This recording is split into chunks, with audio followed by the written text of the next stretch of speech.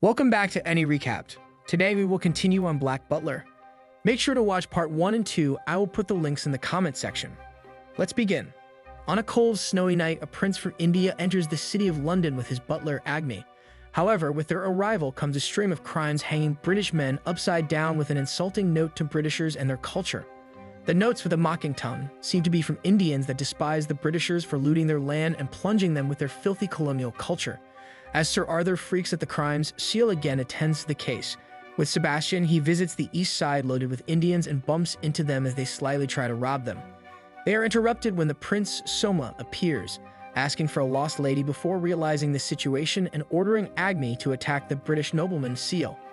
Immediately, Sebastian notices that Agni is not a normal human. However, once Soma realizes it was the Indians at fault, he turns Agni upon them, assisting Seal. Though they thought they left the troublesome do behind, Soma and Agni appear at the Phantom Hive house together with Law, casually walking in, reasoning that one that helps is received warmly in their culture. The two become quite annoying, waking Seal in the morning and asking him to play with Soma. In time, Sebastian comes to the rescue, saying Seal has to study and work.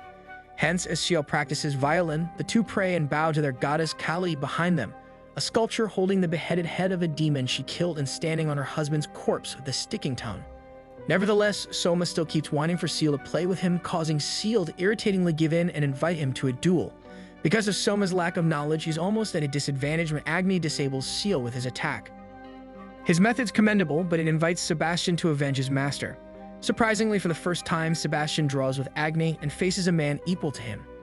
Immediately, it leads to the suspicion that he's stringing up British men. Afterward, Sebastian dismisses Baldroy from preparing the dinner. However, once Agni comes in volunteering to help, he strangely uses all the servants, making them feel in place. Agni reveals to Sebastian how he was saved from being a beastly man by Soma and considers him his god. At the table, as Seal complains about how long they will stay, Soma reveals that he's in London to find a woman, Minna, Soma's nursemaid and the only one who cared for Soma in the lonely palace. Yet she was kidnapped by a British man who lusted for her. Seal heartlessly calls it a useless despair. However, feeling bad, he comes to play cards with Soma only to be playfully rejected and left to play with Law as the two head out to search for Minna. Sadly, they once again return defeated, but as Soma's put to bed, Agni leaves the mansion suspiciously. Of course, Sebastian had eyes on him all along. Informing Seal, Sebastian, Law, and Seal are about to tail Agni when Soma appears, revealing that he's aware Agni leaves after he goes to sleep and would like to know too. Together, the group follows Agni to Harold Westjeb's estate, a man obsessed with status, and at whose coffee shop the men were hung. Infiltrating inside, they peek in to realize that Agni's been doing the deed for Harold to eliminate his rivals and get the royal warrant. However, it's for a purpose, which is Minna. Hearing Minna's name, Soma can't keep to himself. He bursts in, asking Agni to attack Harold, but is surprised when he refrains. Instead, on Harold's orders, Agni jumps onto Soma. In time disguised with a deer head, Sebastian comes to Soma's defense. However, unable to resist Harold's order and weeping tears of blood, Agni clashes with Sebastian. The two create a racket before Sebastian escapes with Soma. Back at Phantom Hive Manor, Soma is disgruntled at his loved ones, Agni and Minna, leaving him abandoned. He stomps off, smashing the tea set off the table. However, Sebastian decides to knock sense into him and visits his quarters at night, heaving the bitter reality of not having anything or anyone and reminding him of his despair. Dropping in, Seal asks Sebastian to stop before revealing his struggles and his family's death to Agni, which also causes him despair. However, instead of mulling it over, he decided to use it to bait the criminals to him one day, where he shall return their gruesome deed. With that, the two begin to leave to discuss Harold when Soma interrupts, asking them to help him. He's realized there must be more to Agni's actions. Sitting together again, Seal reveals that Harold used Agni, baiting him with Minna to cancel out rivals in the upcoming curry exhibition and gain the royal warrant. Agni had done all this to reunite Soma with Minna. Cunningly, Seal decides to enter the exhibition both to covertly help Soma and to get the warrant for his company. However, Soma warns that Agni's truly an opponent in curry, and they'd need more than they think to go up against him. With that, Soma can only help them by tasting an array of curries. At Jem's estate, Agni notices that Phantom Hives entered the exhibition and mulls over using his holy fist against his master, Soma. The day soon arrives and Seal dresses up for the queen before heading out. Outside, as Sebastian leaves, Soma spots Minna and rushes over to hug her, only to be ripped at heart as she showers insults and reveals she's wanted to be with Harold. Unknown to them, Agni meets with Sebastian, disclosing that he committed the crimes on a promise that Mina would act normally to Soma. Otherwise, his master's heart would be broken. However, they're being eavesdropped on by another chef who feels defeated. Strangely, Angela appears, handing him a pouch to put into his curry. The exhibition soon commences, and the red carpet rolls out as Her Majesty steps in. With the Queen seated, the contest begins. The crowd immediately awes at the delicious aroma of Agni's curry, yet Sebastian is not far behind. The crowd grows fascinated as he adds chocolate to the curry mix. Seeing this, Agni questions Sebastian about his cunning idea, who replies that his master, Seal, ordered him to do so. Moved by the bond between Sebastian and Seal, Agni grows jealous, whipping out a rare ingredient, the blue lobster.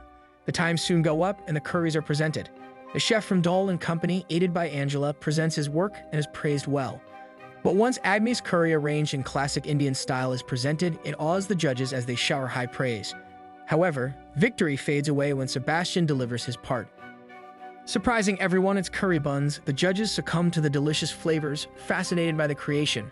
With Sebastian's curry rivaling Agni's, the public's allowed to taste while the judges decide. Harold stands with Agni, satisfied with the feedback from people loving his curry, but grows a bit disgruntled to see them liking Sebastian's too. Suddenly, Mina comes in, hugging Harold and revealing that she's already met Soma and hadn't acted as promised. Meanwhile, Soma despairs his meeting earlier with Mina by himself. Finding him, Shiel lectures, saying a master also owes a butler fighting for him, indicating how Agni's doing all just for him. Inside, Agni is plummeted into despair, realizing all this hard work went to nothing, and confronts Mina. She shamelessly retaliates, reasoning a Brahmin who stooped to become a butler won't know the struggle of a low-caste Indian wanting to grow. With that, she walks away, mulling over her plan to use men and make her way up. That's when she notices Dahl and Company's curry and tries it.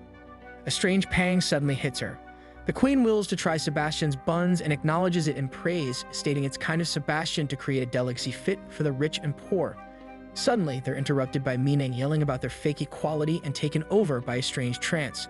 As she pounces around, other public members also become entranced, murmuring about cleaning the impure and attack. Soma comes into the chaos and tastes the curry to realize it's rigged with kalima, a spice that feeds on jealousy and hatred within a soul. Realizing that there's despair in Mina's heart and he's only blamed others for his loneliness, Soma accepts Agni and orders him to handle the situation. Agni joins Sebastian and takes the madman down. Suddenly, Mina lunges for the Queen, though Soma blocks her. She trips and falls as Sebastian feeds all entranced his kindness buns, neutralizing them as Soma classically steps onto Mina to suppress her. With that, the Phantom Highs are awarded the royal warrant as the Queen thanks Seal for his services. With the day ending, Soma vows to develop into a mature person, while Agni, much to Sebastian's surprise, calls him a friend. Soaking in a bath, Sebastian hands Seal a letter from the party in charge of constructing Ludlow Castle into a hotel. They inform them of a breach in the contract due to a ghost. Disgruntled, Seal and Sebastian visit and are immediately met with the ghostly appearance of the late King Edward V, confronting their presence. A king on the verge of coronation as a young boy was killed with his younger brother, Richard. Though it's a ghoul, Seal and Sebastian bow before informing them that Ludlow now belongs to Phantom Hive and asking him to leave. Holding a skull, Richard, who's peering from the corner, takes quite a liking to Sebastian, prompting Edward to pitch a challenge, a game in which one that wins shall get his wish. Edward wishes to get Seal's fine butler, Sebastian. Once the two sit down for a fair game, Edward ends up cheating and wins the game. Seal accepts defeat and orders Sebastian to devote himself to the royal brothers. Edward sparingly accepts Seal as a guest before taking Sebastian away and asking him to change his tailcoat. From then on, Sebastian goes around doing chores for the brothers. He presses Richard's attire before asking him to hand his skull over so he can dress him. Richard immediately hesitates but contemplates if he should give in. In the library, Seal reads about the two royal brothers who had gone missing when Edward walks in. He remarks that he doesn't remember the one that struck him, and Richard, making Seal reply that he's far too kind for Seal, could have never forgotten those who did him harm. Nevertheless, the group sits down to eat. Much to Seal's displeasure, Sebastian is totally devoted to the boys. At night, Seal wakes up to find Sebastian absent and struggles to tie his laces. Sebastian arrives, mocking him, saying he was ordered to take of the visitor. Seal then follows Edward's ghoul to the library, finding the fake wall. Sebastian appears with a key, mocking once again if he'd like him to open the passage. Once in, Seal's greeted by a gloomy, abandoned dungeon littered with skeletons. Inside, Edward shows Seal and Sebastian's skulls arranged on a chessboard. He introduces them as skulls of their family. However, one is missing, which is of Richard, the very skull Richard clasps and refuses to let go of. Edward reveals that he wishes for them to go to heaven, but it would only happen if Richard places the skull in its place. With that, Seal orders Sebastian to retrieve the skull. However, seeing his brother being handled roughly, Edward grows angry. Seal manages to put the skull in place, yet nothing happens. Edward realizes the skull was never Richard's. He had clasped it to not make Edward sad upon realizing the truth. The two boys tearfully recount the gruesome events of being betrayed, severed, and thrown into the Thames and begin to glow. It was the pent-up emotions that kept them as wandering ghouls, not the skulls. With that, the two boys bid Seal and Sebastian goodbye before crossing the river into the afterlife, and Seal resumes the construction at Ludlow. The undertaker hops around his parlor attending to corpses, when he opens a coffin to find Grell, the Red Reaper, in it. He starts to awfully comment on him, prompting Grell to wake up and strangle him. At the Phantom Hive Manor, as Seal's being told of his dance classes, he and Sebastian find the Queen's butler, Ash, having tea with Tanaka. It's revealed that he's been delivering all the orders to Seal, and he's here with a new one. Ash informs that a cult is gathered at a rundown church in Preston. They has acquired the Book of Doomsday, a recording of sins, and plans to revolt against the government. He leaves Seal to attend to the matter. At his office, Seal and Sebastian talk about the tight guard around the church and the number of coffins being delivered there. Of course, there's one man experienced in coffins, the Undertaker. However, at the Undertaker, they find Grell disguised as him while Undertaker's stuffed in a salt tub. Grell reveals that he had ended up at Undertaker's while searching for the cinematic records of a human's life that had been stolen. It rings a bell and Seal immediately suspects the cult of taking it. Hence, Grell, Sebastian, and Seal are transported via coffins to the church, but are surprised when they are let in easily. Inside, they enter the chapel to find the same symbol brandished onto Seal when his parents died. Some kids run out, calling them impure and making Grell mad, but a sweet woman, Matilda, clarifies that at a certain age, everyone's impure. Sebastian sleeps with Matilda for information using his charm and a questionable method.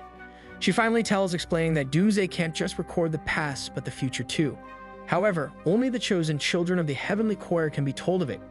Hearing this, Sebastian realizes that only Seal can get more information. Soon the group witnesses the cleansing process. A woman and a man are brought before the leader as he reads from a book showing the audience their unclean crimes and cleansing them. Afterward, Grell comments that the books he read from weren't cinematic records when Seal is informed to be chosen for the choir. Sending off the women, Sebastian prepares Seal for the choir.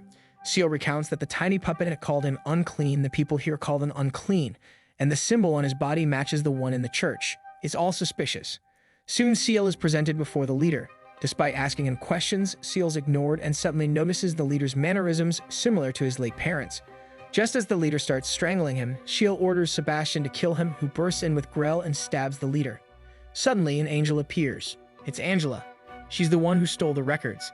As Sebastian and Grell struggle, Angela grabs Seal, saying she'll show him the light and darkness of his life. As she escapes into the lit portal, Sebastian and Grell jump in it in time. Seal finds himself floating in another dimension surrounded by snippets of his past. As Angela's voice calls through, he grabs one and is transported to the fateful memory of his father burning. Behind him stands Angela with reddened hands. Meanwhile, Sebastian and Grell are transported to the Grim Reaper's library, which stores the cinematic records. As they stroll in, they are met with quite an aggressive William, who loathes seeing a demon, Sebastian, within the library. However, once Sebastian reminds him of the lice infestation Angela, William admits it's a problem. In the library, Seal wakes up in a huge hall filled with books.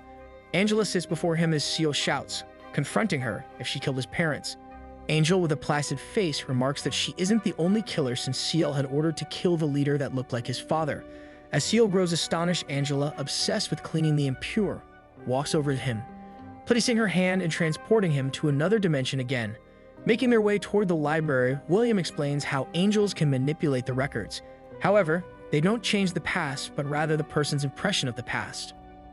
By unclean, Angela means bad experiences and feelings. Just as Sebastian and the other two come in, they find Seal lying in Angela's lap as his cinematic records are being purified. William warns Sebastian to not force Seal to not be purified, otherwise it might harm him. Inside his conscious, Seal witnesses his parents telling him they're happy and asking him to dispose of his hatred, but Seal soon recollects himself rejecting the purification and unwinds the record. As he falls into Sebastian's arms, Angela takes off, deciding to continue her purification at the church and sealing the library of the records. With them stuck in the library, Angela appears before the cult's people.